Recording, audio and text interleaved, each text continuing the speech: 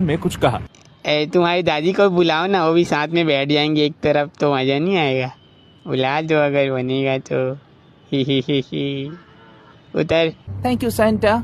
सुनो ना, मैं आपके बेटे को कुछ बोला हूँ, घर में बताएगा आपको, ठीक है? दादी वो आपको गोदी में बिठा के चूमने चूदने पता नहीं क्या क्या बोल रहा था वो। मैं हाथ पर हाथ रखकर सिर्फ बैठ नहीं सकती थी। क्रिसमस से एक रात पहले मैं मॉल वापस गई, लेकिन वो वही था, अभी भी उसी कुर्सी पर बैठा हुआ। अरे ये तो आई है, लगता है उस दिन की बात से प्रभावित हुई है। देखते हैं कितने पास आती है, कितने पास नहीं आती है। चलो उतरो, अब तुम आओ। हाँ तो तुम्हारी मम्मी कहाँ है? क्या मुझे गिफ्ट में डॉल मिलेगी? अच्छा, मतलब मैं जो क्वेश्चन किया उसका कोई वैल्यू नहीं है।